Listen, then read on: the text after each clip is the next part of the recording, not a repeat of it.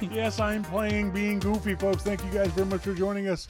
This is Your Mac Life, show number 1183. I'm Shawn King. Over there is Melissa King. Thank you very much for joining us, folks. Whether you're listening to the archive or tuned in live, if you're in live,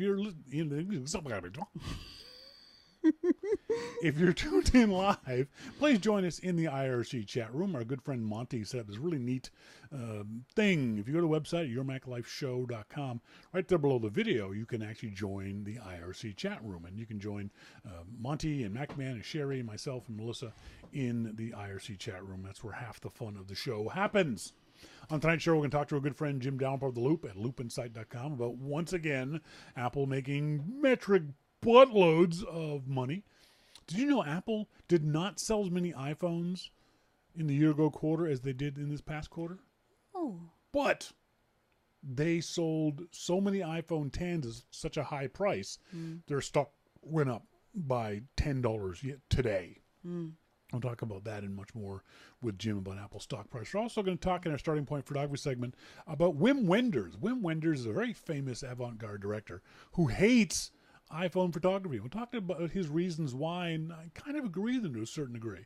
I'll also show you an Instagram account that kind of shows what he's talking about. But the most important news is on tonight's show, our very own Melissa will be doing an interview with Michael Fey. Michael is the Apple team lead for the folks at Agile Bitses,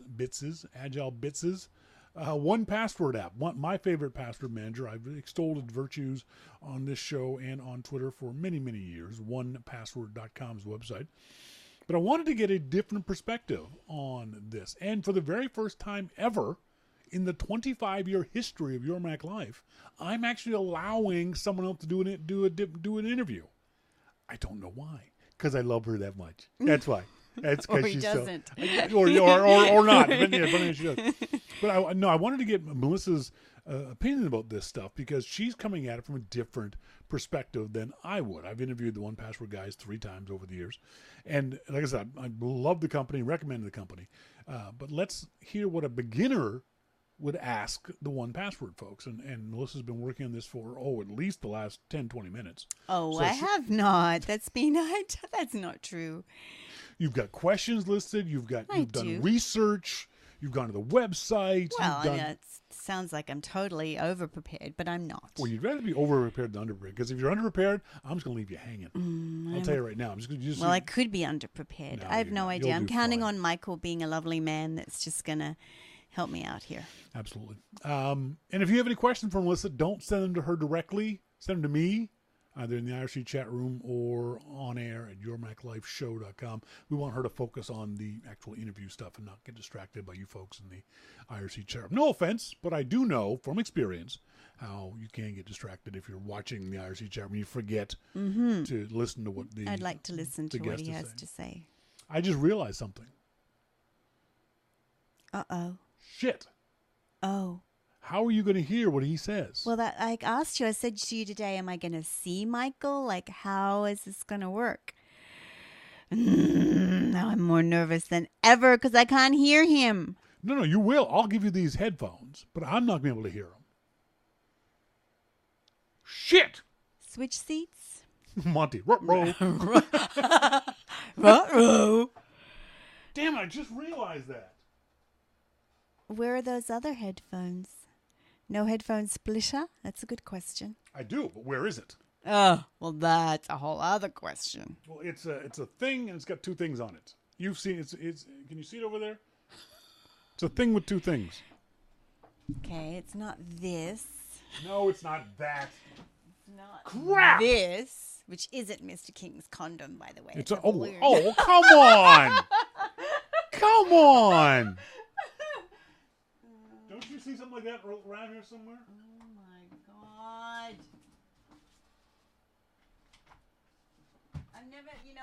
I've never seen so many cords in all my life. I've been sitting here thinking like all day long, what am I forgetting? Obviously what am I forgetting? What am I forgetting?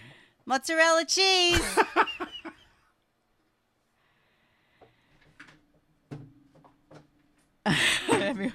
Cinnamon, says Monty. damn it, because I do have a headphone splitter. Oh, yes, I could use that to smack him with. That is such a good idea. And I can make it longer so I can reach him. That's what she said. Okay, I'll figure something out. God damn it. Oh, my goodness. Well, no, like I said, what I'll do is I'll give you these headphones so you'll be able to hear the telephone, but I'm not going to be able to hear the telephone. You have to. Yeah, first time in 25 years where I'm wondering. Oh. Okay. Crap! Bluetooth headset. Do we have Bluetooth? No, we have a splitter. Okay, when I interview Jim, what I want you to do is bring that headphones I gave you this morning on the phone. Oh, by the way, go get your phone. Oh. Go get don't give me any lip. Go get your phone. Go get your phone. Go get your phone. Get your phone. I was gonna say how. No, you don't say anything. You're not going to believe this. And bring the headset in. She she's won't do a Bluetooth headset, but like I said, I'll give her my headphones, and she'll be able to hear Michael without any problems at all. It's how will I be tuned into the show, and we figured out I've got a set of headphones that should work. Actually, we can test them out right now. I think main out right. Sorry, folks, you're doing this live on the show. So I plug this into there, and now can I hear myself in these headphones? Check. I cannot hear myself in these headphones. All righty. Okay. So this is what happens when you drop your iPhone on the ground. Look at that. It was previously compromised. Yes, by Shawn. In such a minor way as to be completely and utterly usable. Correct?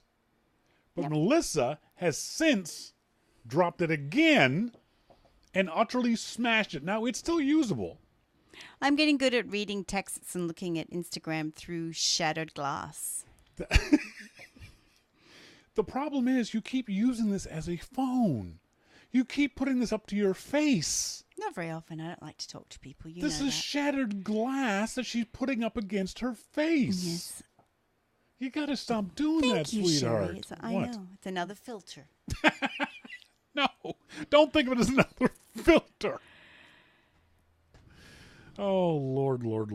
Anyway, it's going to cost too much to fix it. It's $100 to get it fixed here on the coast. $100. Anyway. It's cheaper in the big city, but we don't live in the big city. The problem is going to the big city costs $75 and coming back. That's right. So we got to get it fixed here on the coast. We do. But it's $100. So the next time I get a chunk of money from the listeners, I will put it towards your... Oh, well, we'll get it done. If you wanted to, you could beg the listeners right now. You could look directly into the camera. And if I had really big eyes like Puss in Boots, I would. You can look right into the camera. There you go, right there. Please, everyone. I need to. I know that I've melted chocolate all over my phone because everyone's thinking, oh, God, And then I got to buy a case. You've got a case for it. You just wouldn't put it on. Which case? The case I had on that phone.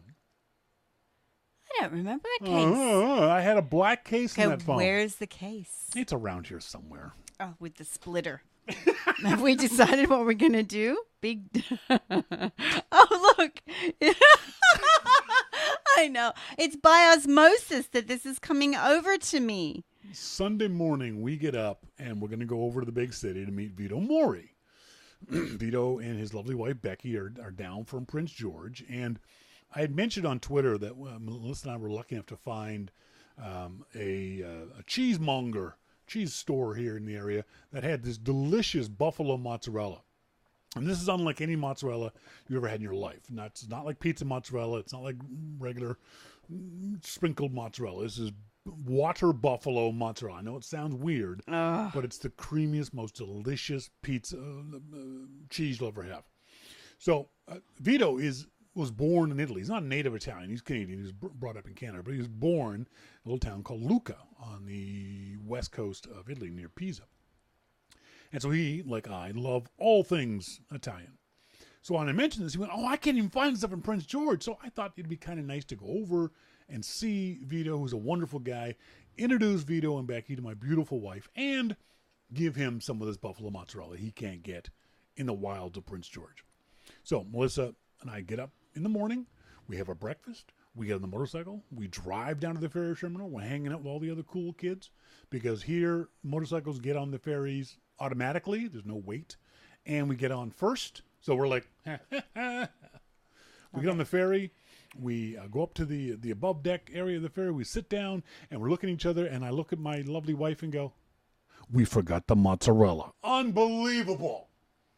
We forgot the So yes, I have found my big doofus on Compatriot. Mosquito says buffalo mozzarella is terrific. We try to get as close as possible to that variety when shopping for salad ingredients. Yes, it is. It is really, really delicious. If you ever in your local cheese deli or area, ask for not just mozzarella, because you can get, like I said again, there's the pizza mozzarella, there's the mozzarella that's in its own liquid. It looks like milk, but it's not, and that's very good mozzarella depending on what it is. But it is the buffalo mozzarella that's the traditional, true Italian style mozzarella, which is so incredibly good. Sherry Sly just said she can't make it on tonight's show, so if you could be our official greeter, that would be appreciated. Thank you very much, Sherry. What else went on? What else did we do? Anyway, Vito was very gracious. Yes, he was. Although Becky didn't meet us, so we're thinking that she might have been. No, it's not the reason why. Becky might have been a little miffed. Yeah, I can understand that. I wouldn't now blame we her. have a lot of buffalo mozzarella in the Not fridge. enough, though. No, Not it enough. is just. It's only a pound and a half. It'll be gone before the. Yeah, so there's 4 containers. As soon as you are allowed to eat it, as soon as you're off your cleanse diet, then we're gonna just pop. We're in our just mouth gonna like just gorge candy. ourselves. Yeah. Like candy. It's gonna be delicious.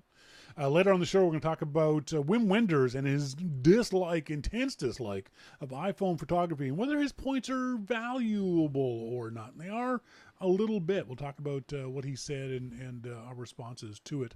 We're also going to, in the segment before that, Melissa is going to interview Michael Fey, the team lead for the nice folks at 1Password. If you ever had any questions about 1Password, send them off to me at onair@yourmaclifeshow.com, and we'll see if we can't pass them on to Melissa so she can ask Michael those questions. But up next, we'll talk to our good friend Jim Dalrymple of The Loop at loopinsight.com about Apple's earnings and how much money they made last quarter.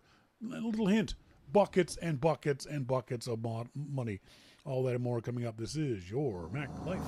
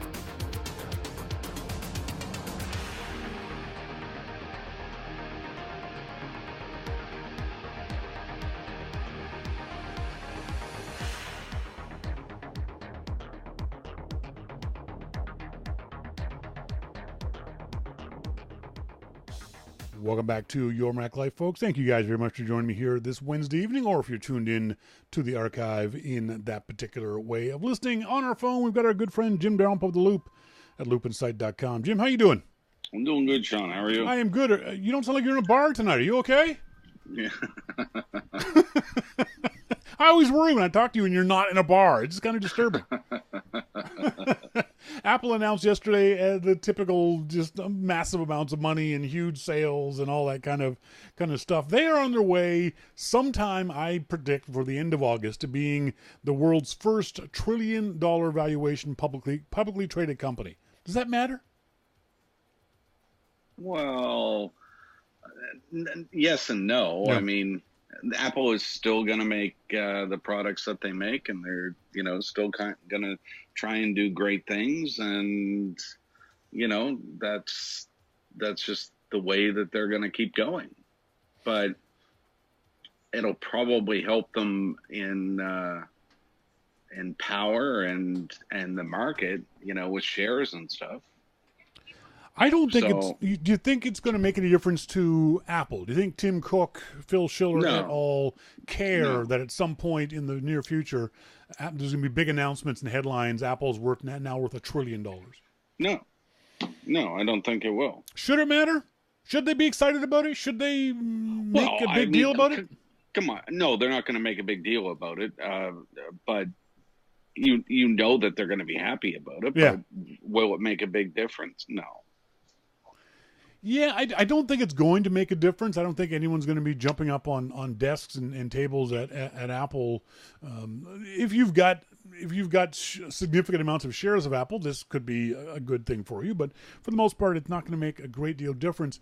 But if nothing else, I would hope that Apple would acknowledge this, because we remember back in the day when this company was almost sold to Sun Microsystems. IBM almost bought the Apple for pocket change. This was a company that was 90 days away from running out of money back in 1996 during the Troubles.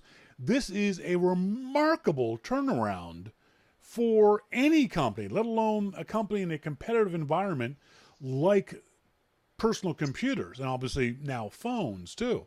So I think for that reason alone, I'd like to see Apple celebrate it in some kind of way. I think that would be a bit, where other people are not doing so well. I just don't think that they'll celebrate something like that. It's just, they don't celebrate their own anniversaries. Yes. They're not going to celebrate something like this.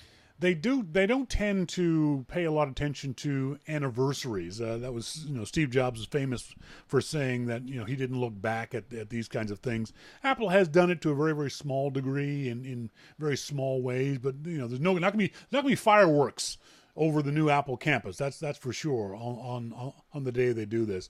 But I would like to see, and I have said it in the past, I would like to see Apple just get a little more excited about its history and where it came from and where it's going. I don't think it's going to happen, but that's just a personal impression of mine. Yeah, I'm okay with them not doing anything, Yeah. to be perfectly honest. I don't think that it needs to be done. I don't think that they're the type of company to do it. So, one of the interesting things about the announcements yesterday, a quote from Bob O'Donnell, the Technalysis principal analyst: the growth in both high-end iPhones and the service businesses highlights the ongoing strength of the Apple brand and its ability to deliver across multiple segments. The numbers also demonstrate that predictions about the overall tech market being oversaturated may have been premature. I think that's what really interested me, was that Apple has often been described as a mature company, that everyone who wants an iPhone already has an iPhone, that they're not selling that many PCs as they did in the past. And these are all used as reasons why Apple, if not wasn't going to be successful, but certainly was going to slow down. They haven't. They haven't slowed down at all. yeah, they sold more this year than they did last year. They're selling, except for Macs, and that's kind of understandable because they haven't really announced much new in the way of Macintoshes, and iPads, which are fairly steady at about 40 million a year. The company is doing amazingly well for a mature company in a saturated market. Well, and iPads are up too. Yeah, a little bit, This not quarter. a lot. A little bit. Yeah, but better than being down. Yeah, and Macs So were down 13%, which is a huge drop from the year yeah, before quarter. yeah. And besides the fact, like you said, that there weren't um, any real new Macs to speak of in No. the quarter. Um, a friend of mine told me today that this is the highest priced line of Macs that they've ever had too. Yes, true. So maybe both of those things together are having a little effect on what's going on. But by that logic, the iPhone's average selling price is $100 higher than it was in the year ago quarter too, and yet they're selling more and more iPhones than ever Yeah, before. but you're looking at a few $1,000s compared to Yes. one. So Yes. I don't think that that's a good comparison because just of the price point. I mean, You've but got yeah, sorry, go ahead. no, You've got to admire Apple for their ability to do this quarter after quarter after quarter with everyone telling them that they can't do this.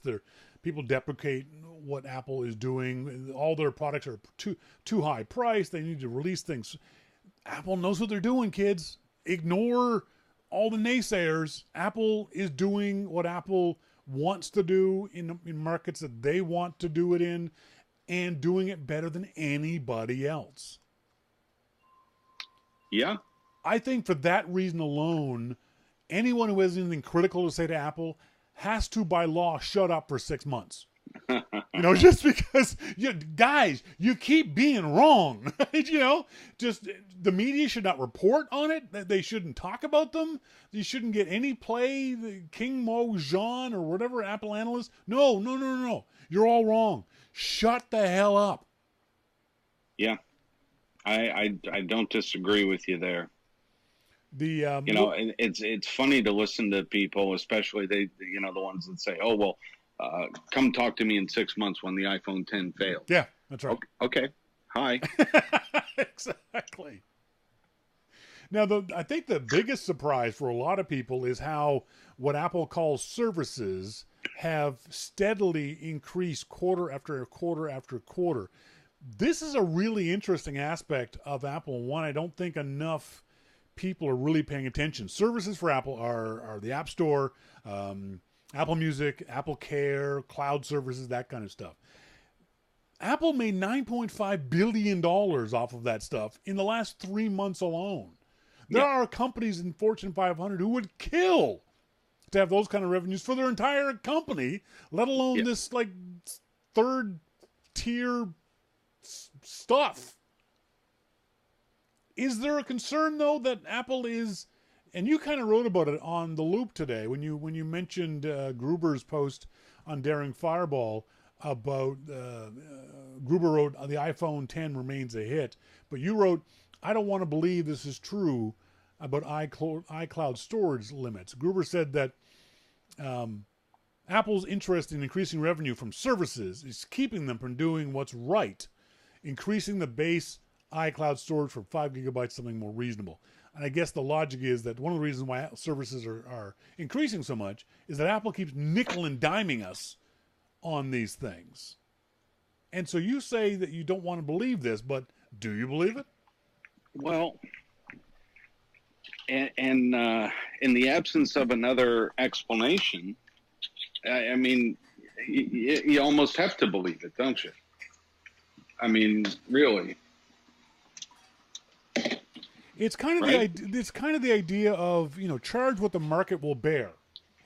If people want to give you $1,000 for a phone, then charge them $1,000 for a phone. If people want to give you $200 or $100, if people want to give you an extra $5 a month for extra cloud storage, we'll take their money. Yeah, but it's hard when you tell somebody, okay, we're going to sell you this 264 gigabyte phone, and we're going to give you free iCloud storage of 5 gigabytes. Now back that up. That's right. Yeah. You know, I mean, you can't, there's a disconnect there. Yeah. And the disconnect is growing all the time. When Apple's, talks about iCloud and how wonderful it is. And to be fair, I love iCloud. Yeah. I think iCloud is just amazing. All of the syncing and all of that kind of stuff. Yeah. I'm getting ready to set up a new computer. One of the new MacBook Pros. Yep. And do you know what my big concern is over setting it up? No. Getting the time to cut the box open. That's it. Because all you have to do is just sign into iCloud and it's done. You're done. Everything will download. Yep. Yeah, I can install apps and all that kind of stuff, or I could just do it from a backup, but I'll probably start fresh. All my apps are on the Mac App Store. Yeah. So I just go and click, install. Yep. And they just download, and all my data is there because it's in my documents on the cloud. Yep.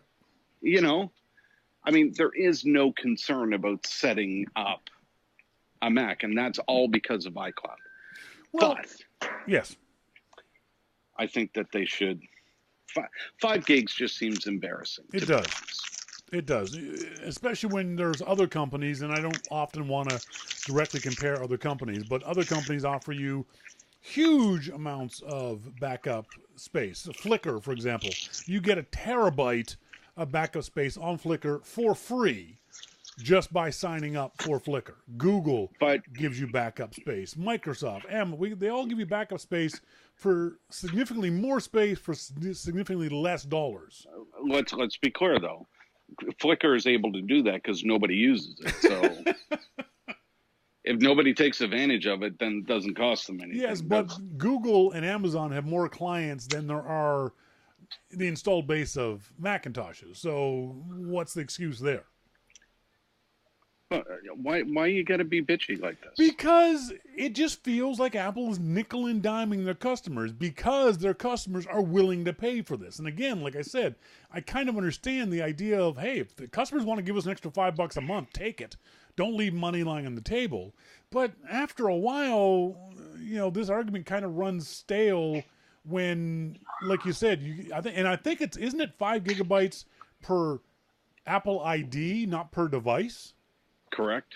So if you've got 5 devices, all with multi-gigabyte file size or hard drives, whether it be your iPhone, your iPad, your Apple Watch, your Macintosh, that 5 gigs becomes really, really stingy then.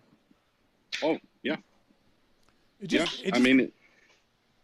I wouldn't even know what to do. I mean, as I said in the article, I have 200 gigs. I pay for that every month. And 200 gigs allows me to do some backups. I mean, I can't back up my Mac there. Yep. But when I looked today to see what I had before I posted that, I have 117 gigs used out of that 200. So, in the next little while, I'll be upping that again. It just feels unnecessarily stingy on Apple's part. Well, like I said, it just doesn't seem to match up with the reality of where we are. Yeah, that's right. So it's a little annoying that Apple is promoting their services, all the money they make on services, when those of us in the cheap seats raise our hand and it's like, yeah, it's because you charge me a fortune for a very small amount of data. So charge us less. You'll still make $9 billion. It's not like Apple's hurting for the money. So yeah, it's a little bit of a disconnect. You can't. I mean, it's a disconnect between the amount of storage they give us and the amount of storage that their products use. Yes. Because years ago when they gave us 5 gigs, wow, yeah. 5 gigs, cool. Yeah. I'll take that. Yeah. But now it's like 5 gigs. I can run through that in an afternoon. Yeah, exactly. So You can't expect them not to try and make money. And until they come up with another explanation as Yes. to why they're doing Yeah. this, John's is the only one that really makes sense. Yeah. I really wish Apple would step up and say, hey, it's because of this, this, or this. But I don't think they can or will, because they really can't. They're doing it because their customers are willing to give them that money. So therefore, they're going to take it. You got it. There's no other way of looking at it than that. I posted And like I said in the beginning, in the absence of any other explanation, this one makes the most sense. And I think that also follows along with something I posted on the Loop this afternoon. Why Macs matter to Apple even when they aren't selling well. Apple's sales of Macs dropped off 13%, and that's from the previous quarter. And this was the best quarter for PC sales in a very long time, and yet Apple still dropped 13%. The reasoning is a little bit obvious. There's no new Macs out there. There have been concerns and questions about Apple's laptops, and that's going to slow down sales. But a lot of folks will say that Apple is ignoring the Macintosh. It built the company on the Macintosh, and now it's a third-party hardware. The iPhone's most important, and then it can be argued that the Apple Watch and the iPad are more important than a Macintosh now. But it was interesting, this commentary from Engadget, and it's because they say it's because Apple will continue doing the Macs because of those services. That a lot of the services that we're talking about work best when your Mac is not, if not a hub, if your Mac is one of the primary ways of accessing these services. Do you agree with that idea? What services? Well, things like Apple Music and it's easier to manage this stuff. It's easier to access it on your big screen Mac than it is on your iPhone. I manage Apple Music mostly on my phone. Look, I've talked to a lot of people at Apple over the years about the Mac, and I've never had a single indication from anyone there that the Mac is not important. Yeah. Now, I think all of us, all of the diehard Mac users and everybody has to recognize that, yes, the iPhone is the most important. It is. That's where they make their money. Yeah. It's, they sell 44 million iPhones, and, that's got to take the cake, and that's where it's at right now. So there'll be a time. I mean, at one time the Mac was the big thing. Then it was the iPod was the big thing. Well, right now it's the iPhone. Yeah. That's the big thing. The iPod went away basically. But the Mac is still around. It's still relevant. And I think as technology companies like Intel kind of hit a wall, which I think they've done, that makes it hard on Apple and everybody else to try and put out something new. I think a lot of it is a concern, and it's certainly a concern I have, that with the Macs seemingly not being as important as these other devices and services and accessories, that there might come a point where Apple goes, you know what, let's just not make Macs anymore. And it means that folks like me who rely on a Macintosh for my day-to-day business and work and fun and play would have to go to a Windows machine. It's the only option you'd have. I think that's the underlying concern of a lot of us when it comes to thinking of the Mac going away, is that there be no replacement for it. That I would have to buy a Windows machine, and then I'd just have to go and hurt people. Well, I don't think that that's going to happen anytime soon. Yeah. I mean, there may come a time when the way that we think of computing changes, just like the way that we thought of a cell phone changed. Yeah. And the way that we thought of a tablet changed. Everything that is popular right now changed the way that we thought about something.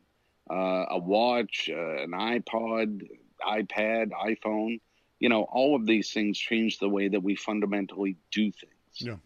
So I don't think that there's anything that has come out to do that to a personal computer.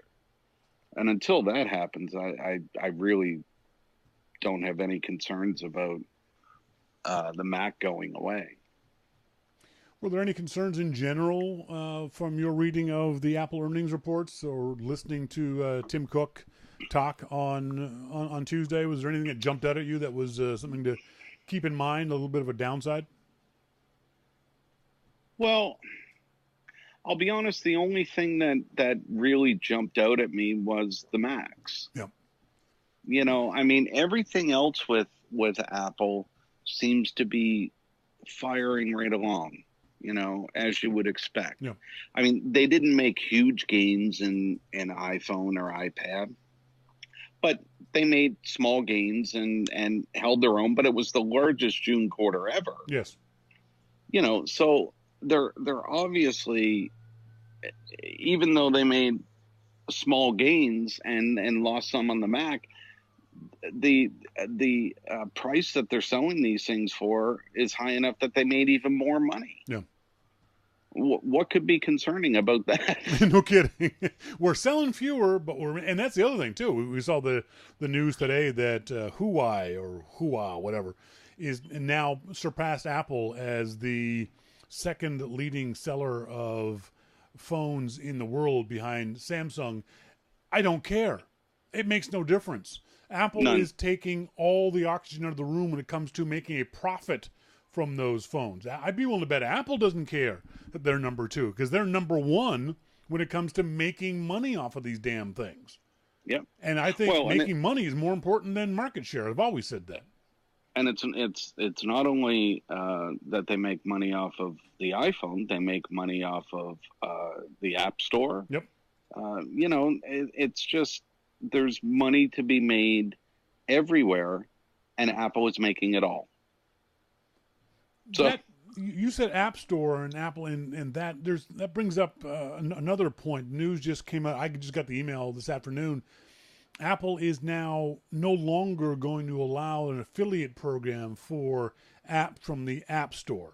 The idea was that if I joined up to the affiliate program, and I am an affiliate of Apple, and I use their link to recommend an app from the App Store, I would get a very, very small percentage of money when you went and bought that thing. Well, Apple is now saying they're not going to be doing that at all anymore because of some bullshit reason. Now, for me, it's not going to hurt me at all. It wasn't even beer money. It was just nothing. I didn't use it very often. But for some websites who have built their business on this, Touch Arcade, App Shopper, MDM Deals, these guys are screwed now because of this. It's another example of Apple taking all the money when they don't have to. This is this is 2.5% of the sale price is what Apple is giving to these affiliate programs. And now Apple is saying, you know what? We're going to take all of it. We're going to take 100% of the money. It used to be 7% up until about 6 months ago, and then Apple cut that back to 2.5%. This is another example of Apple nickel and diming us in ways that make people unhappy with the company. Well, I think that you're being unfair there, because there's a lot of things that we don't know. And I am also an Apple affiliate. And I bet you I can count on my hands the number of times that I've used it.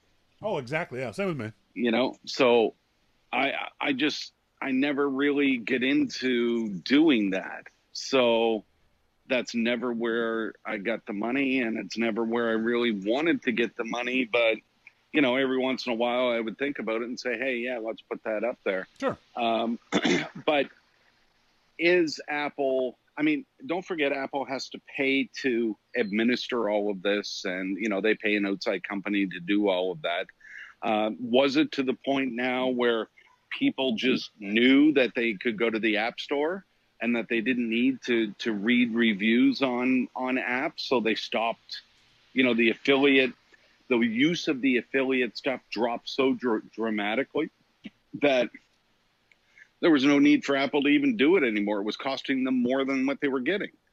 You don't believe that? It could. No, I don't know. come on. Now, that's not I don't know. what's going on at all.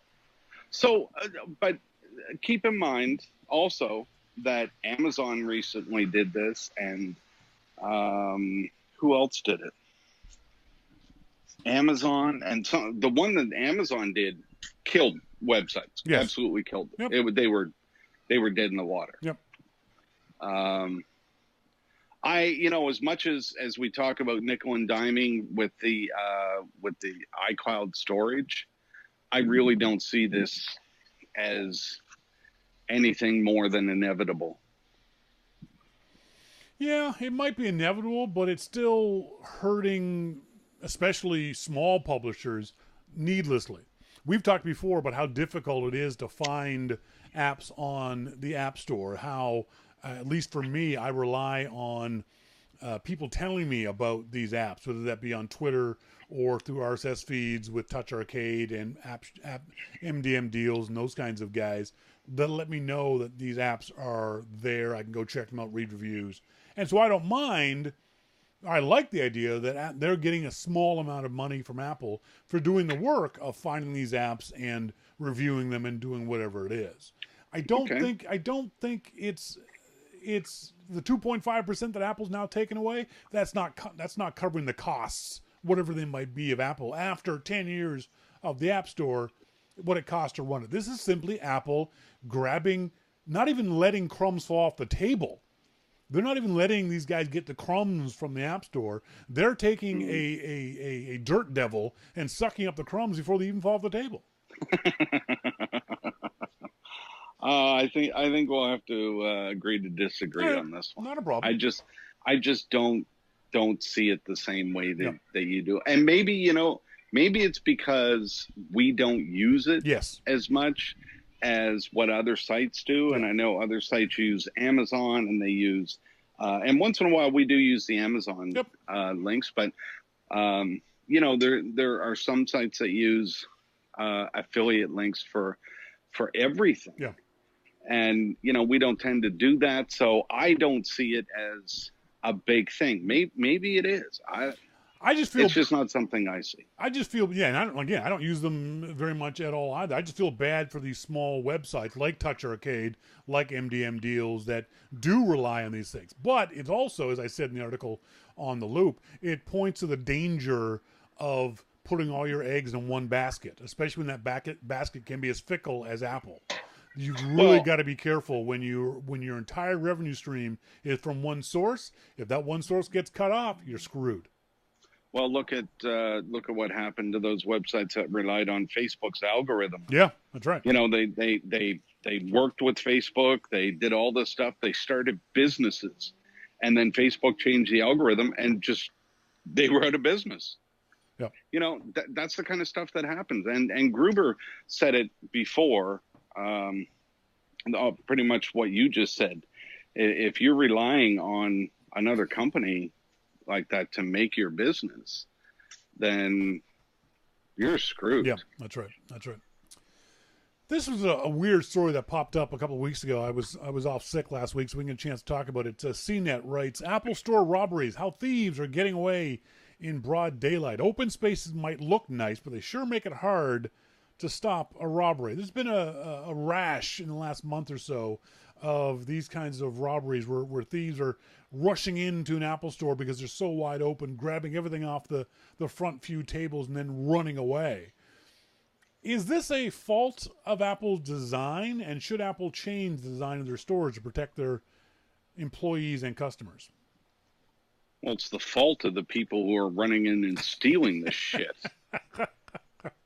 This is why we can't have nice things. That's right, exactly.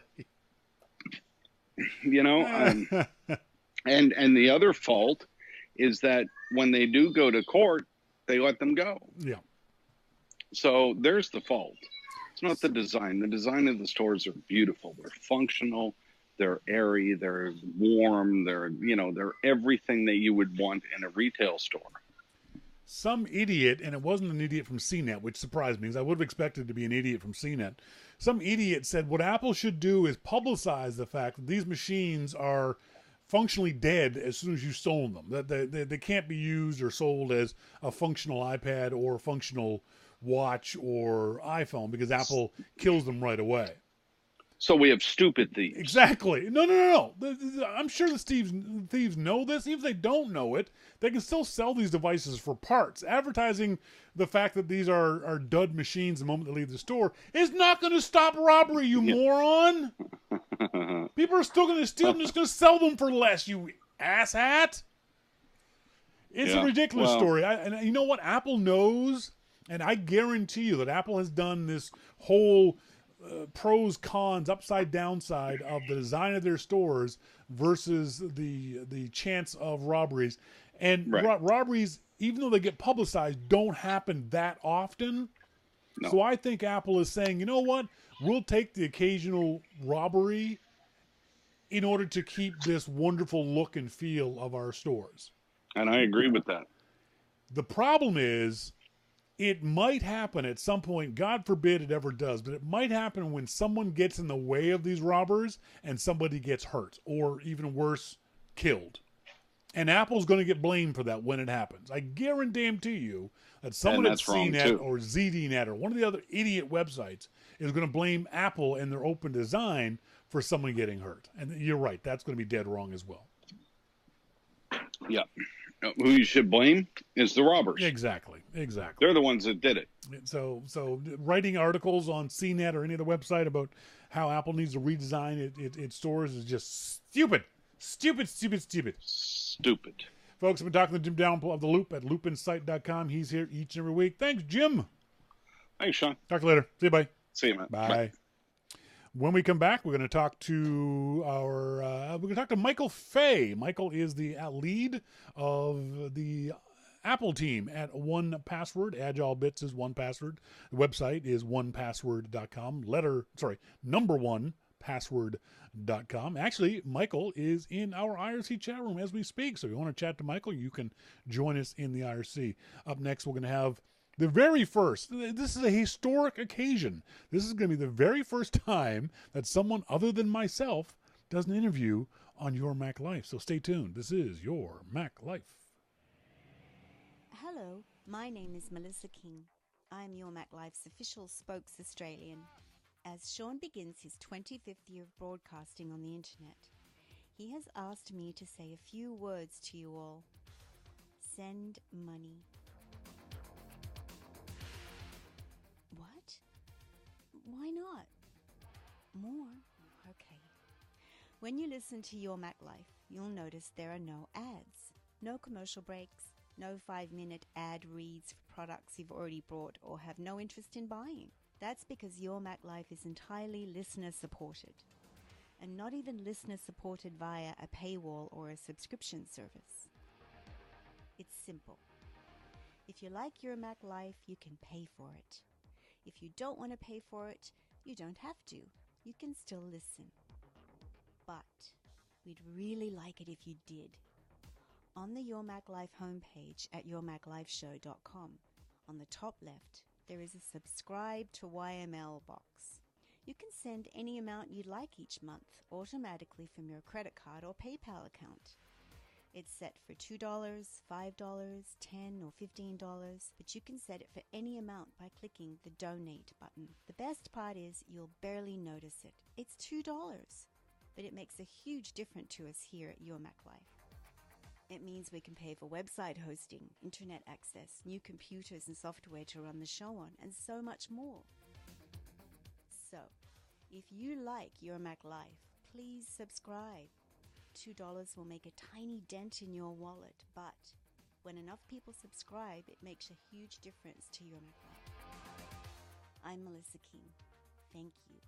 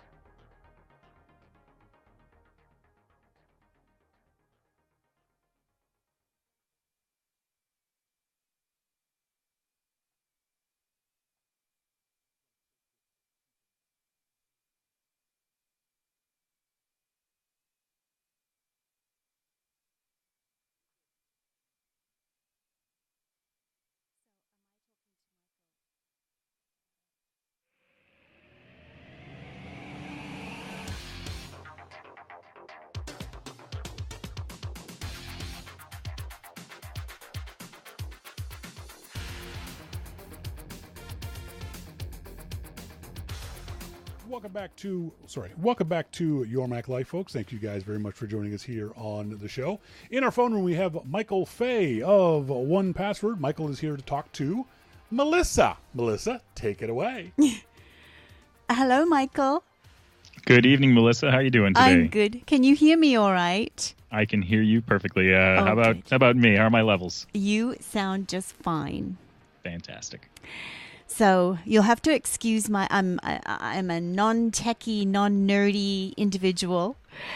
So you'll have to excuse me if I stumble with some of my questions, and I might need you to explain some things that for you might just come naturally. So, Yeah, but thank absolutely. you for letting me interview you. Yeah, I've been looking forward to this. This is going to be fun. Yeah. I thought maybe I would start with asking about who you are. I seem to remember some reading I did that you first developed this app. Was it 2006 that it was first, I guess, launched is the word? Yeah, so I started on 1Password about 5 years ago now. But the app itself is 11 years old. And 11 is it? It's over 10 years old. I will say that, and that will definitely be accurate. And it was started by our founders, Rustam and Dave, and at the time they were doing website consulting, as one did around sort of the early 2000s. And as they were building and testing websites, they found themselves in need of a tool that would fill in forms for them on these websites as they were building, because they didn't want to keep hand typing in and testing their forms themselves. So they wrote this little utility that would go and fill out forms on websites that they were building, contact forms and stuff like that. Right. And shortly after that, they realized, we could also make this do usernames and passwords as well. And so they did that. And then they worked on it. I mean, this was all a side project. They worked on it a little bit more in their spare time and continued to sort of get excited about it and thought to themselves, this is actually a really good product in and of itself. You know what? Let's just take a little bit of time and we'll put this on sale, and then we'll get back to our web consulting business, and we can make a little bit of money on the side with this app, and then we'll go back to our web consulting business. And it took off. They never got back to the web consulting business because 1Password it went bananas, and everyone that used it loved it, and they've grown substantially. I mean, from those two, we are now at a company of over 100 people. And I'm personally, I lead the Apple development team here, so I'm in charge of both Mac and iOS development here at 1Password, and it's going very, very well. Great. So, because one of my questions is going to be, have the sales increased significantly from when you start? And obviously they have. Yes, absolutely. Last I checked, I think we were over 10 million customers. Wow. And I haven't checked recently, so that I don't believe that number is even accurate anymore. But I think that we're well over 10 million customers at this point. That is amazing. Well, just a little tiny bit about me. I don't want to use up too much time on that, but I'm a healthcare professional, so it's not as if security and confidentiality and things like that aren't. It's not strange to me in my career. It's very, very important in healthcare. And I worked for an accredited institution for many, many years. So it was all very, very important, keeping our records as secure as possible. But in my private life, I didn't even think about it. I speak, I think, from a lot of people from my generation. I'm in my 50s, and I started my online banking experience, and I just would use the same password for every single thing that I used on the computer, not even thinking about security. And then I was sort of humiliated a few weeks ago on the show because Shawn showed everybody my little password book. I started. I know I have my little book, and I'm feeling would ganged keep up on you, kids. keep all my passwords in there. And thank goodness one of his friends, was it Lawrence? Someone said, Melissa, that's actually okay to have a little book and keep your passwords in there. But it's become more and more of a concern to me, I think, because Shawn's in my life, and my visa has been, I guess, corrupted many times, and I have friends that and colleagues that would appreciate knowing about 1Password. So that's just a little bit about me and about just how, I mean, I've just now started using it. But to tell you the truth, Michael, I'm not actually utilizing it as I should. So Shawn has me, I have access to the app. But what I would like to know is how it works. Tell me how it works. Sure. So I'll give a little bit of backstory, because you've set me up perfectly for sort of a description about why 1Password is something that pretty much, quite frankly, everyone needs. We've managed to create a piece of software that everyone needs, and that's a fact, not an opinion.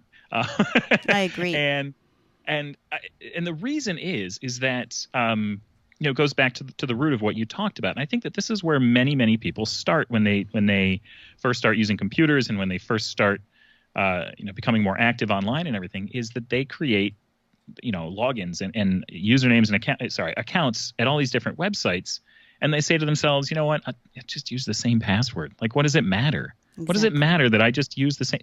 Who is going to go and hack into my stuff? Like, why would anyone care about my Facebook account? Like, I'm just going to use the same password. It's easy to remember. It's not a big deal, right? And I know that that's how I started back in 1994 when I first started playing around with computers and everything. And it's not until you realize what sorts of threats that open you up to. And it's not that someone is going to go and hack into your Facebook account and see what you're doing there. It's that if you're using the same password to log into your bank account as you are to go buy shoes online somewhere, for instance, or go buy your coffee online, you know that your bank has bank level security, and their security practices are really quite good, and you can trust that their stuff is going to be well protected. But you don't know that the same sort of protections exist at your coffee retailer. And if your password is compromised at your coffee retailer, then the people that access that information now also have access to your bank. Yes. They have access to everything, and they can really wreak havoc on your digital life and on your real life. And so what 1Password allows you to do is create what we call a master password. It is a password that you remember, you don't use anywhere except for in 1Password, and it unlocks your 1Password vault on your computer or your iPhone, any of your devices, and all of your usernames and passwords are stored securely inside of 1Password. What we then allow you to do is go and create strong, unique passwords for each one, so that your Apple ID password is different from your Chase.com password, which is different from your Facebook password. And now, even if someone hacks your coffee retailer and gets your password there, it's completely different from everywhere else. And your sort of scope of exposure in terms of problems that this could open up for you are limited to, well, they saw that you ordered, 14 bags of dark roast a couple weeks ago, and now that's about it. They're not getting into the rest of your stuff. You can go and change your password for your coffee retailer, and you're all set. So that's the power of a password manager. That's the power of 1Password, is that it allows you to keep everything safe behind a single master password that only you know. Right. And if I was somebody that was suspicious, thinking, well, I'm not going to who is 1Password? How do I know how secure they are? How do I know? How do I have peace of mind around that? Yeah, absolutely. So there's a few things that we do. First of all, our data format is completely open. Like, we publish our data format so that it can be independently scrutinized and sort of vetted by a community of security professionals and anyone really who is interested in seeing how we store things.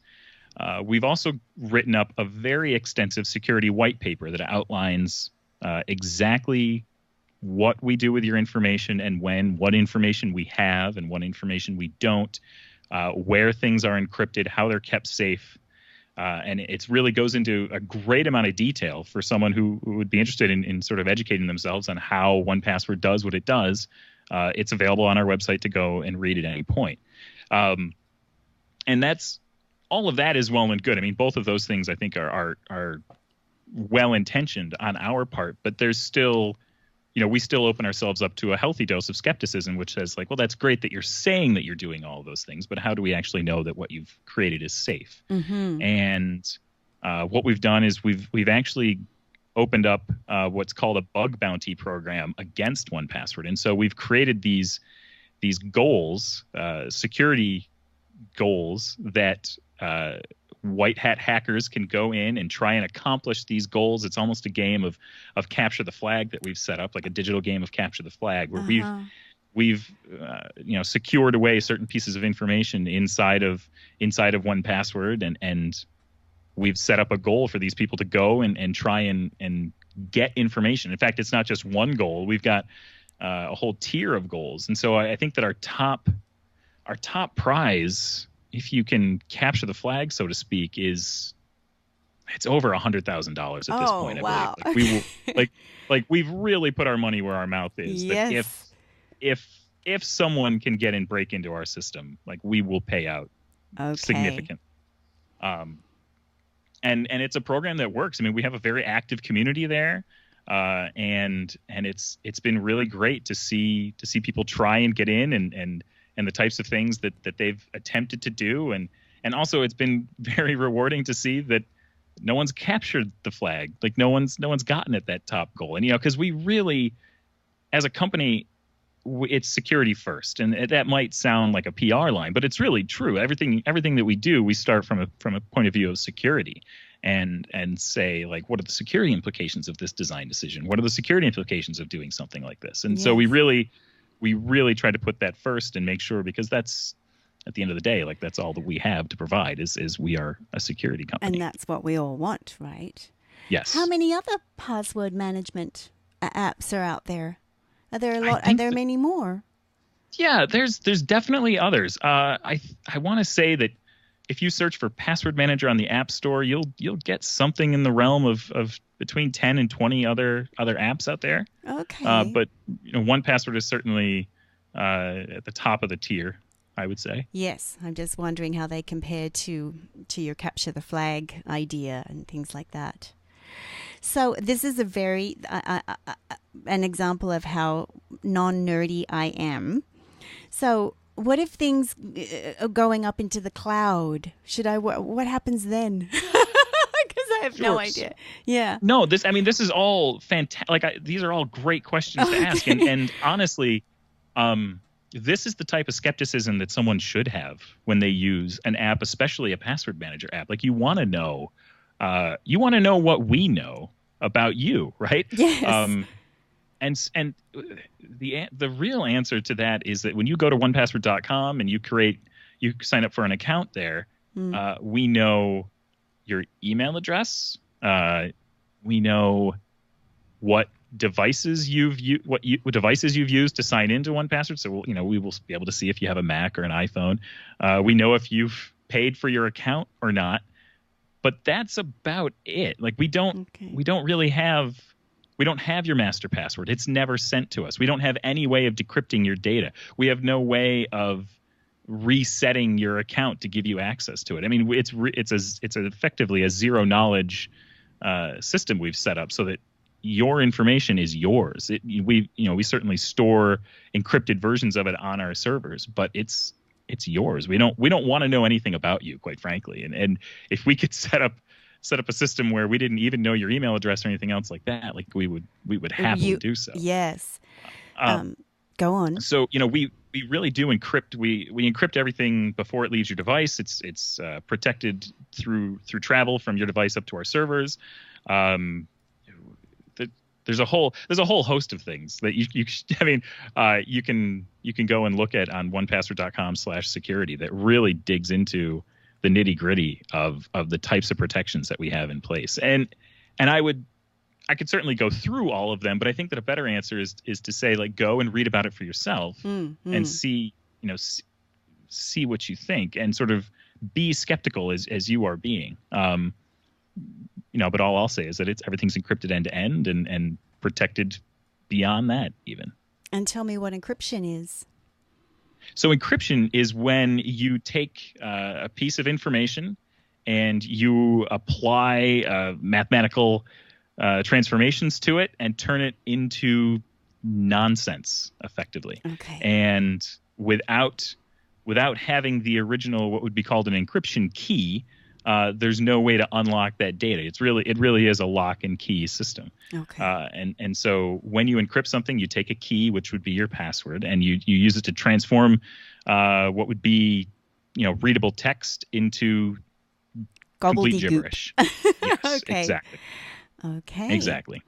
And I noticed today, so when I was looking at your website, when you first sign in, you get a key. Like, you do have to keep a record of a couple of pieces of information. Is that correct? That's correct. Yeah. Yes. And so for the longest time, 1password.com is actually a relatively new product. Within the last couple of years, it is something that we rolled out. And for the longest time, the only thing you needed to know was your master password.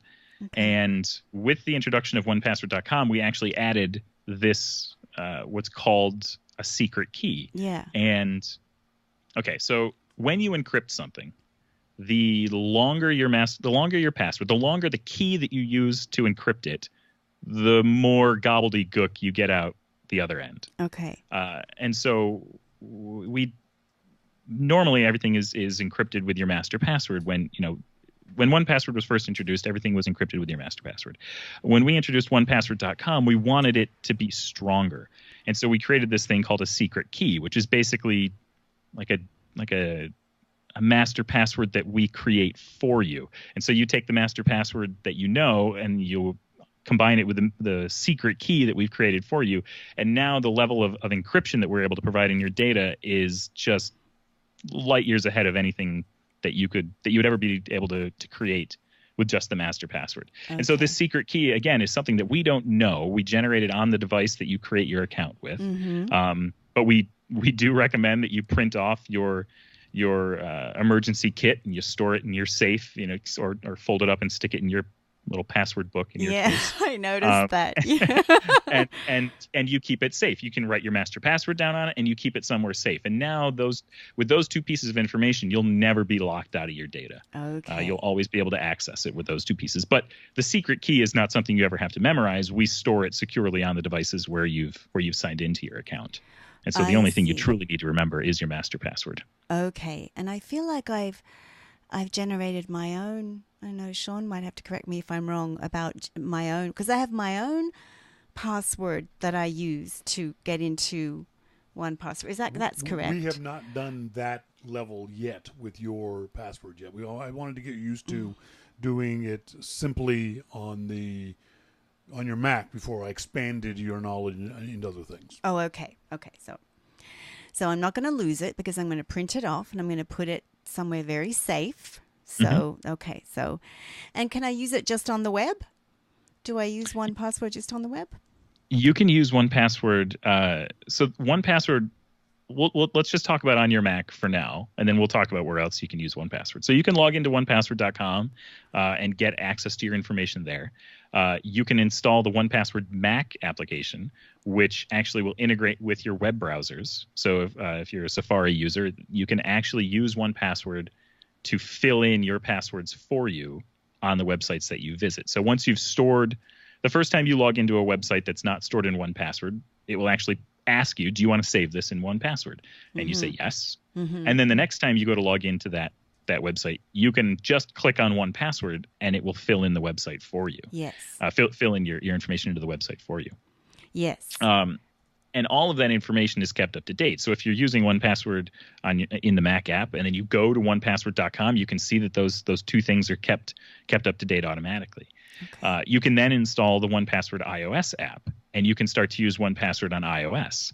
And you'll see again that all of your information, once you sign into your account on the iOS app, all of your information is automatically kept up to date. So any changes that you make in the Mac app are are reflected on your iPhone, and vice versa. On the iPhone, you can use 1Password to log into a variety of apps that have actually opted into supporting 1Password. They've integrated with the 1Password, what's called the 1Password extension.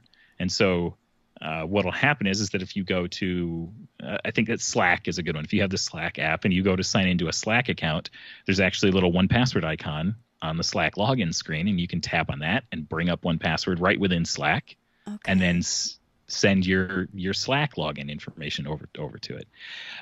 Starting with iOS 12 in the fall, Apple has actually opened up what's called the password autofill API, and what that allows us to do is actually integrate everywhere on the system. So if you tap into a username or password field on any website or pretty much within any app, right at the top of the keyboard on your iPhone, you'll see any of your available logins there. So if you have a login for an app that might not have opted in to support the 1Password extension today, starting with iOS 12 in the fall, that app will almost assuredly work with 1Password then, with no work from us other than supporting Apple's password autofill APIs.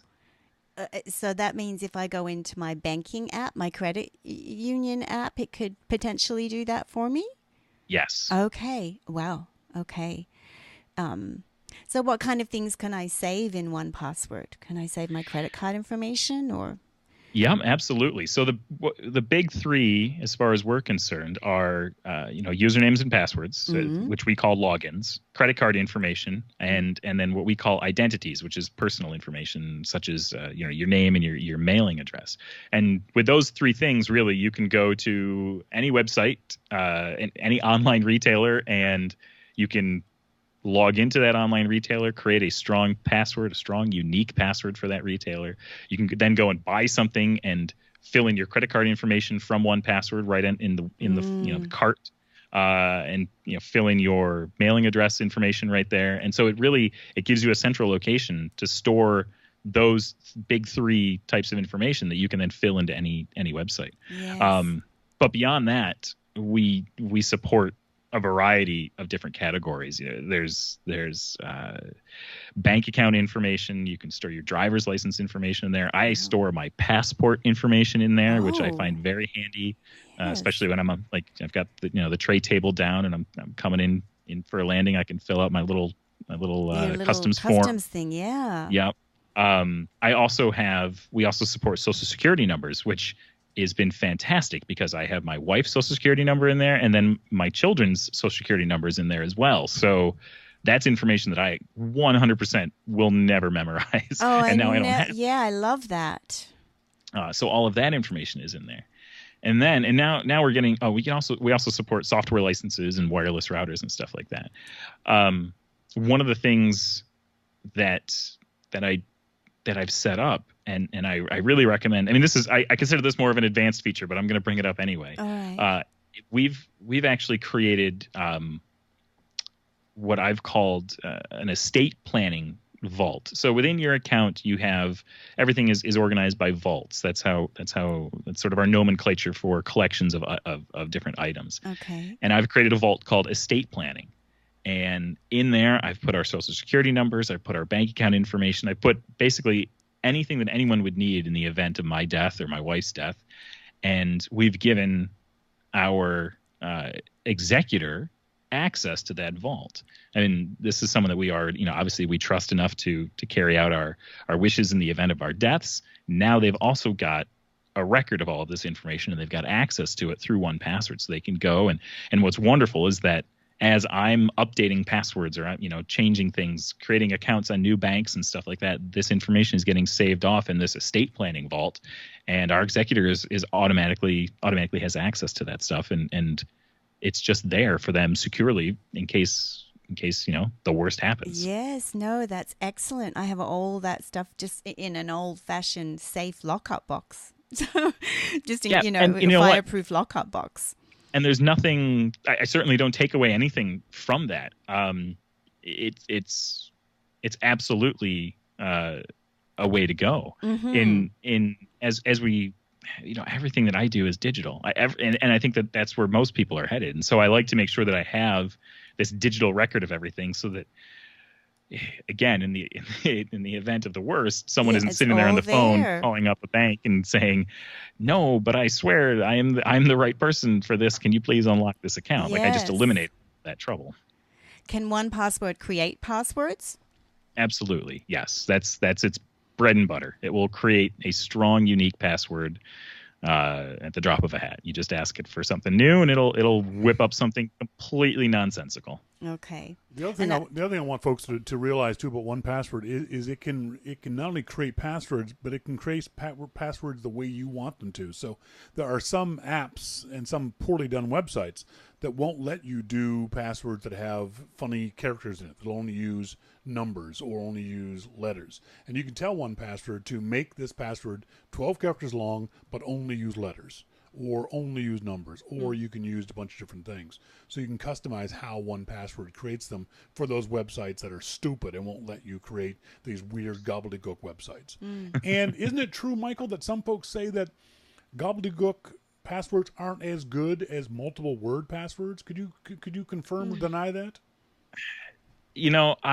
I think there's a place for both out there. So in terms of strength, as far as like the ability to sort of when I talk about password strength, I'm really talking about the ability for an algorithm to do what's called a brute force to run a brute force attack on that password, which is to sort of run it through a variety of permutations to try and find what that actual password is through millions and millions of calculations.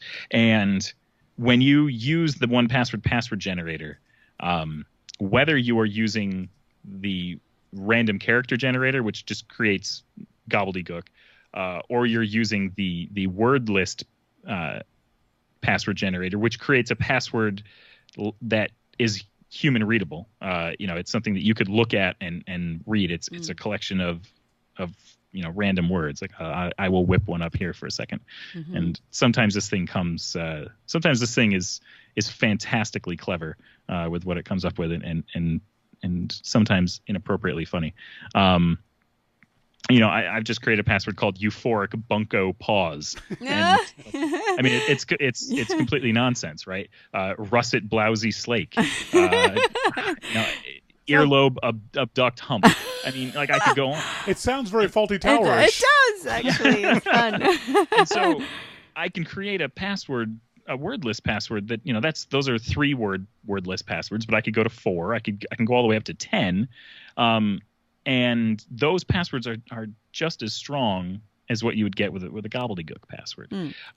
What's great about these, though, is that if you are typing these in, like on your Apple TV, for instance, or your PlayStation 4, and you're logging in on something, these are a lot easier to type because these are actual words, and you can use don't have to keep looking up and figuring out how to type it in.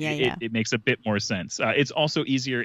These are also useful if you ever find yourself with a password that you have to read over the phone to someone.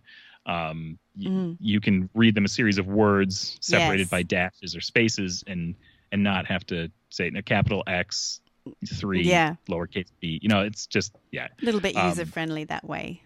Yeah. Now, one of the other things you can use our password generator for is those security questions on websites. So if you get you go to a website and you get to set up 3 security questions. What's your mother's maiden name? What's the name of the street you grew up on? What's the name of your first pet, right? And you can use our password generator to actually create the answers to those questions, because now you've created an extra level of security where someone who might be able to go and find information out there about you, they know your mother's maiden name, they know where you grew up because you talk about it on Twitter all the time. Yes. Now the answers to those questions are completely useless. Now, where it gets a little weird is if you're ever on the phone and you have to verify these, and the operator says, "What's your mother's maiden name?" and you have to say Macho Cavo Blousy Waterlog. earlobe calf muscle. Yeah, exactly. So but again, like these are ways that 1Password can really help you be a little bit more secure and also put a little spice in your life, I suppose. It does. No. I well, I have a question from one of our listeners. I hope I Sure. say this right. So, and he would like to know about the addition of is it pawned.com? Have it been pwned? Yeah. Yeah, to the software. And he wants to know, what is that and why should he care? No, why should you care? Why should I care? Why should you care? Me? Yes. Okay. Oh, why should I care? So,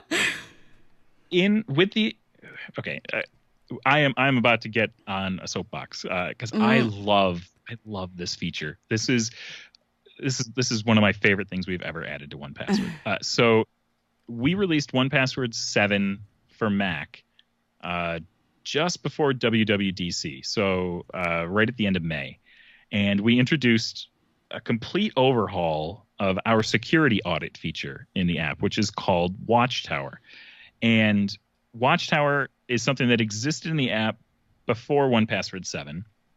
And what it would do is if a website had a breach, like Twitter recently had a breach of their passwords, or Reddit just had an issue in the last day or so, right? If you have a login for one of these websites, it will actually get flagged in 1Password as saying this website had its information compromised.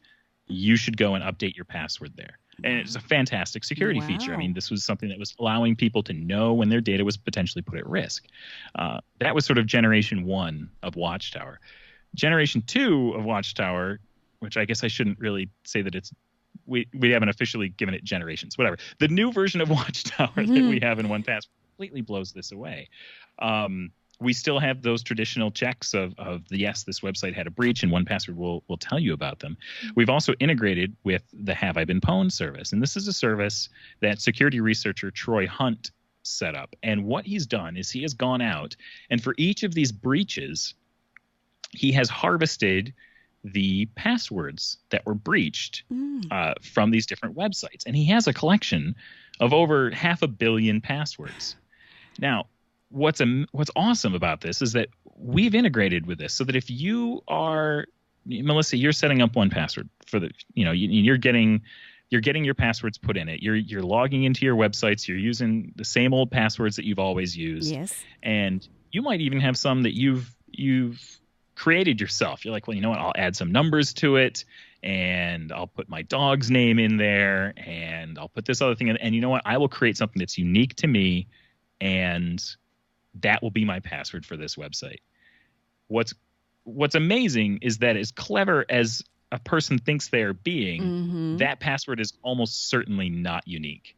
And what 1Password will do is it will compare that password securely to this collection of 500 million passwords that have been exposed online and tell you and say, this password is not secure. This password has been compromised. You need to go and change this password because it's been breached. It's known to have been breached in a data breach according to haveibeenpwned.com. And so we've taken 1Password from a tool that helps keep you safe online and turned it into a tool that really drives you to stay safe online, because as you're using the app, we're comparing, the information that you're putting in there securely against these additional resources saying that this site's been compromised, this password has been reused. You're actually using this password yourself on more than one website, or this password is weak. This website that you're logging into isn't using the most secure protocols that it could possibly use. These are all things that we warn you about. If you're aware of two-factor authentication, we let you know if a website offers the ability to set up two-factor authentication for that site, and that provides an additional level of security for that website. So all of these things that we've put into the new Watchtower it's just my favorite thing ever, because I'll never forget, after we finished developing this feature, I got it installed on my wife's computer, and she pulled it up and she was looking through her passwords with it, and she had a number of things that were instantly flagged red and said vulnerable password, and she's like, what? It's amazing. Password that you keep using that I tell you not to use. Yeah. And you think this is so unique. It's not gonna Exactly. possibly be getting used or be vulnerable. My dog's name and the year that we adopted her. What could go wrong with that? It's like, well, that's yeah. This is what could go wrong with it. Exactly.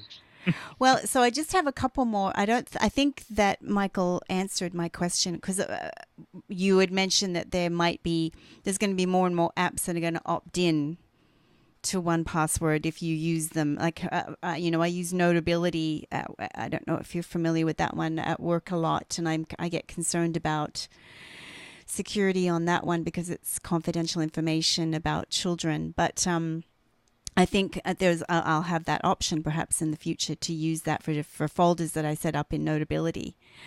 I'm hoping. Do you think? Yeah. So what's great is that Apple introduced this concept of password autofill with iOS 11 and really started to give developers an easy way to integrate with the iCloud keychain at that time. You could save your passwords in Apple's iCloud keychain, and then this password autofill would allow you to fill into that. And so a lot of developers have had, by the time iOS 12 rolls out, they've had over a year to opt into password autofill. Mm-hmm. And now that Apple has opened password autofill up to apps like 1Password, we will, anywhere that's integrated with this thing, we will get that's integrated with password autofill. 1Password will just work seamlessly. Yes. So I don't know if Notability itself has opted into it, but chances are good that it has if it's an app that's been updated regularly. Okay. Apple has also done some things with iOS 12 where even if a developer hasn't specifically opted in, there's still a chance to use password autofill on some of the login forms and stuff. Right. Yes. So.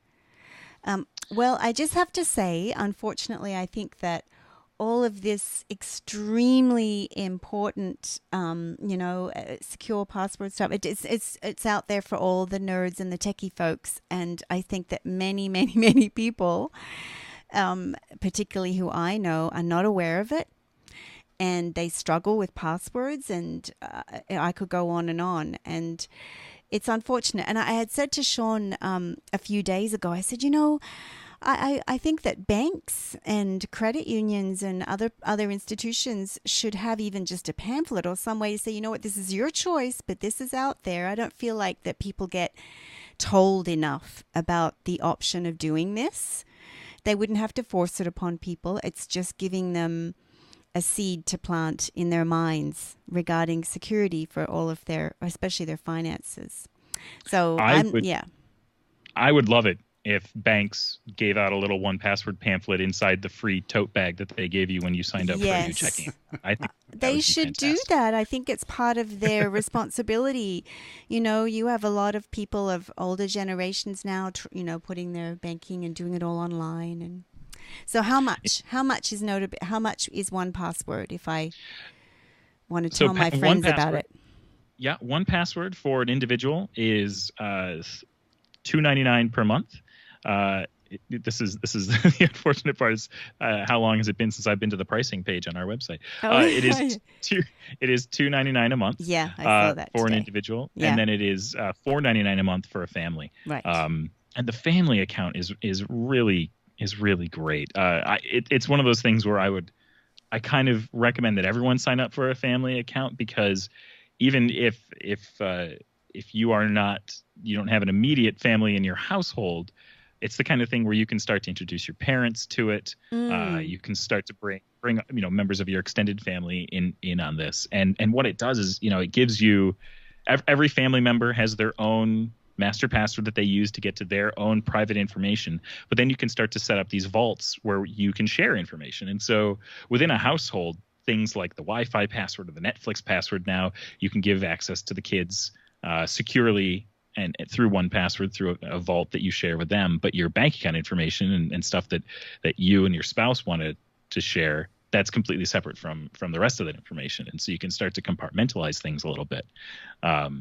You can also set it up where if someone comes to you, you can talk about a parental situation. Maybe you have an elderly parent and you want them to have some information securely inside of 1Password, and they come to you and say, I forgot my master password. Yes.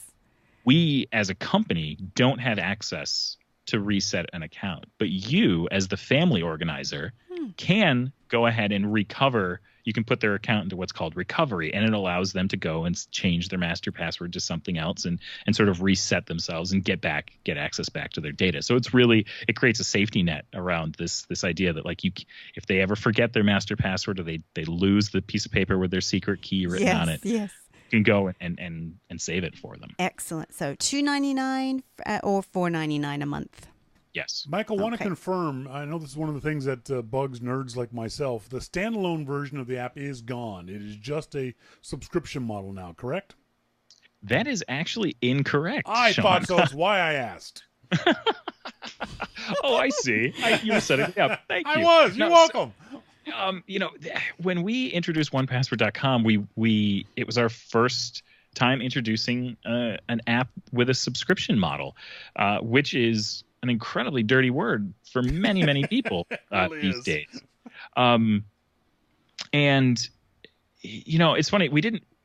We thought less about how we wanted to get paid for this thing than about as I mentioned before, everything is security first. So anyway, we'll just talk about how you pay for it. So for the longest time, from when 1Password was introduced over 10 years ago until a couple of years ago, we sold individual licenses for 1Password. So you would buy a license for 1Password for Mac, you would buy a license for 1Password for Windows, and that was good for that version of 1Password. Separately, you could buy the pro features on the iOS app. So you had sort of these mismatch of purchases that you would have to make all over the place. The subscription pricing completely eliminates that. So for $3 a month, you get access to 1Password for Mac, for iOS, for Windows, for Android. We have a beautiful Chrome app. We actually have a command line tool. You get access to a whole suite of it. And it really rubbed people the wrong way. Many people loved it, but a lot of people, it rubbed them the wrong way. Yep.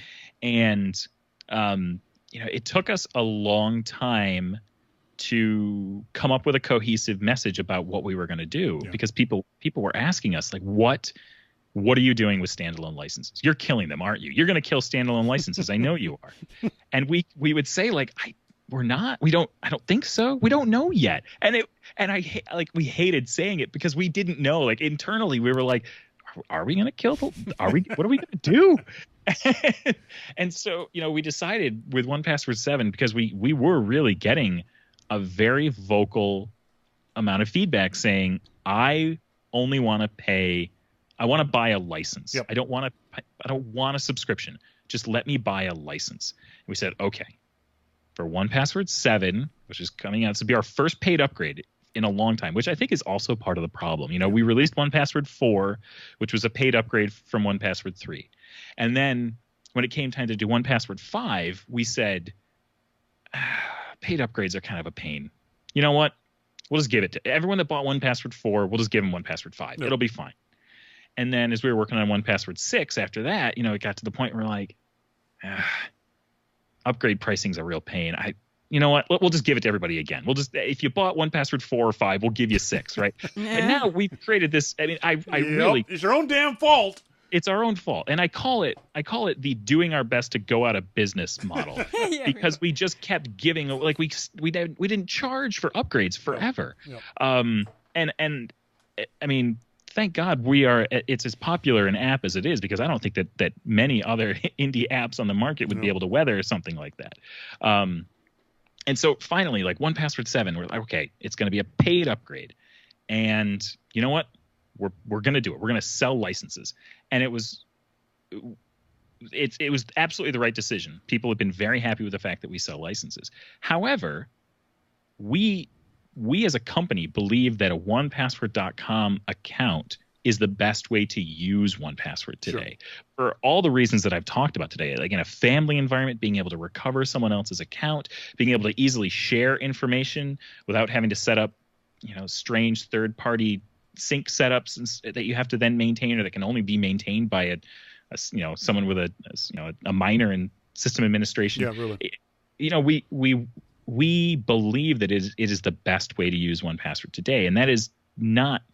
It is not the best. We're not saying that because it's also nice. The subscription revenue is nice for us. Yeah. Like, that really doesn't come into it. It is the best way to use 1Password today. And so we continue, when someone downloads the app for the first time, the only thing that they see on the screen is startyour1password.com trial. Yeah. And you can go and find a link to buy a license, but we really put the subscription first and foremost. Yeah. And so for those that want to buy a license, it's absolutely there. You can go and find it, and you can purchase it. But for everyone else, like, we really believe that 1password.com is the way to go. And our customers have proven that out for us. We've certainly had the vocal minority of people that said, I want a license, but the number of people that have come to us, we've even had a large number of people who said, like, I will never subscribe, who have since subscribed and come back to us and said, you guys were right. This is way better. That's right. One final yeah. question. Something I didn't notice before on the 1Password sign-up page. Explain to the audience what I can guess what it is, and I'm almost sure I know why you're doing it. But explain to the audience what travel mode to safely cross borders is. So this is another example of something we can really only do with 1password.com. So with travel mode, what it allows you to do is log into 1password.com through the website. And if you enable travel mode, it will actually tell 1Password on all of your devices, all of your computers, to remove the vaults that you have on there. And what you can do is you can mark vaults that are safe for travel. But by default, I believe nothing is safe for travel. And so what it does is it effectively wipes all of your information from your devices. Yep. And it's gone. I mean, it's not hidden. It is gone. And there's no trace of it. Yep. And what this allows you to do is, if you are ever in a situation where, let's say that you're a journalist and you have gone overseas and you've done some stories on some things that are, potentially sensitive information that you really want to keep safe, and you've stored it in 1Password. You've written up your stories. You've actually put the PDFs of those stories into 1Password, so they are securely encrypted somewhere other than your device.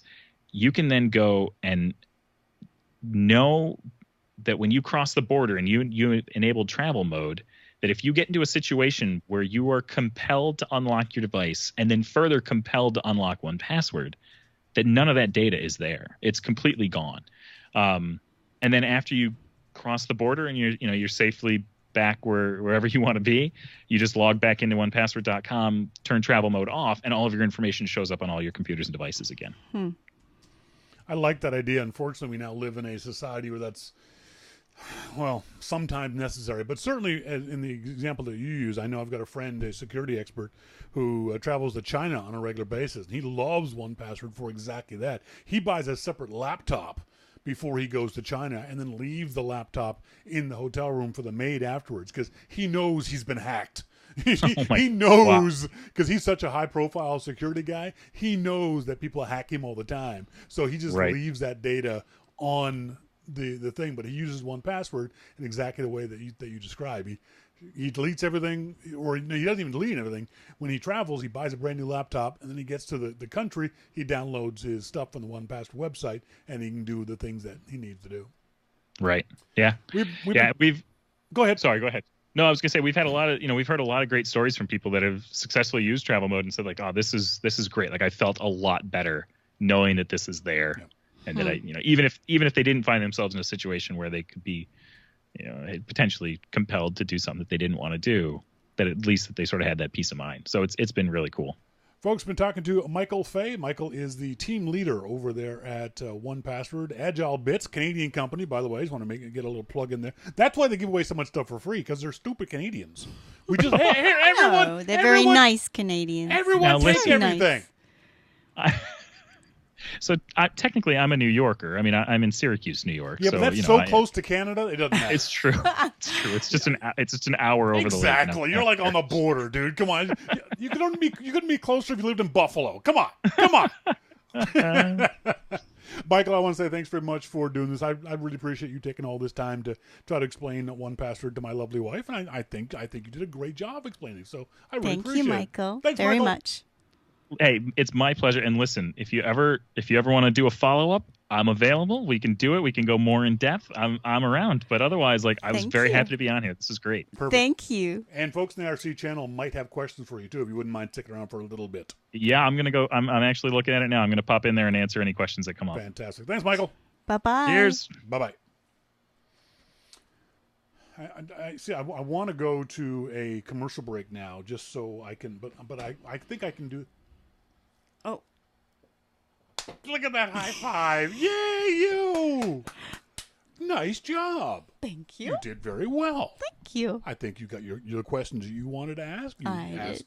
answered the questions for Mo. You didn't identify Mo as the question asker. But hey, that's Oh, well, I didn't know if Mo wanted me to, though. well, yeah. The rule is they ask it publicly in the IRC chat room, then you can mention their name. Yeah, so If because I'm someone- very wary of Yeah. that. Oh, I completely understand. If someone sends you a private message that says, "Would you ask this question?" I wouldn't use someone's name, but if No. someone in the IRC chat room or email, and if someone sends me a question by email, unless they specifically say don't use my name, I feel free to use their name to tell the story. That's kind of like my rule. It's actually a journalism rule kind of thing. But no, I think you did absolutely fine. Thank you. Did you enjoy it? Oh, yes, Did you yes. get your Michael questions? was lovely to interview. To get your questions answered? Well, and now for me, it's getting it up and running and getting into the habit of using it and Yes. understanding it. Yeah.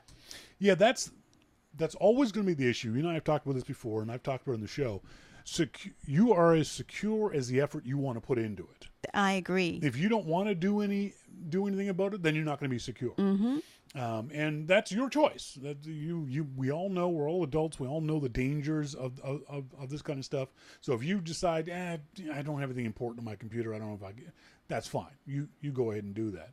So if you do want to be secure, you've got to put in a little bit of effort. You do. And I think 1Password is the best, in my opinion, the best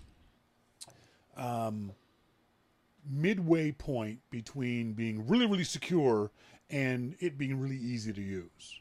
I love the fact that when I go to 1Password and I go to a new website, because of the way I've got it set up, the way 1Password sets itself up, when I go to a new website and it asks me for a login information, 1Password pops up and says, "Would you like me to do this for you?" You know, or I can control click and have 1Password create this insane password for me that I'm never going to remember, and then 1Password remembers it for me. The only issue, and I am as guilty of it as Michael said some of his readers are, and some of the folks in the RC chat room said, I hate the idea of a subscription offer. I hate the idea of paying monthly for something. It annoys me. It just, because what happens when you have to pay monthly for something, if you stop paying for that thing, your stuff stops working. So in theory, if you stop paying for 1Password, then you can't get access to those passwords anymore. Yeah, you're certainly hooked in once you start. But if that were the case, if my banking password is 16 characters, I have no idea what it is. That doesn't mean if I stop paying for 1Password, I can no longer get into my bank information. What I would just do is go to my bank and say, reset my password. Mm-hmm. So you'd have to do that for all these websites. So it'd be a minor annoyance more than anything else. But it's also $3 a month. It's not that much.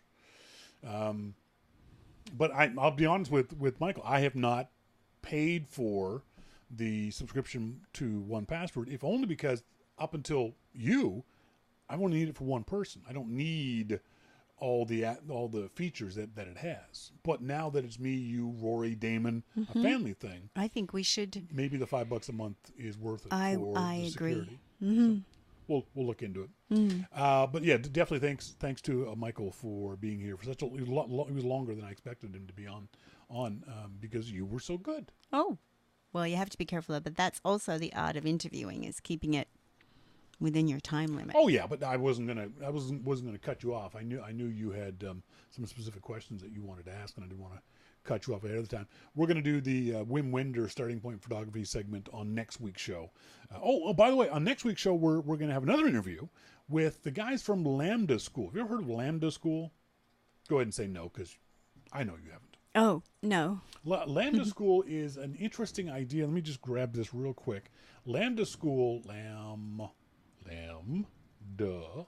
School. Lambda School, LAMBDA School.com. It's an interesting idea in that you pay nothing to go to school for them. It's a computer. You get a computer science degree, pay nothing until you make it. No loans, no debts, no tuition. You pay a percentage of your income after you're hired, but only if you're making at least $50,000 a year. Mm-hmm. And they've got a 30-week iOS course, and they provide a laptop, which you get to keep, a MacBook, which you get to keep, and free housing for 30 weeks in San Francisco. That's fantastic. But you don't pay them until you Well, make it's an investment. it is, and it's an interesting way of looking at school. It's an interesting way of looking. Well, that's essentially the system in Australia. There's no student loans in Australia.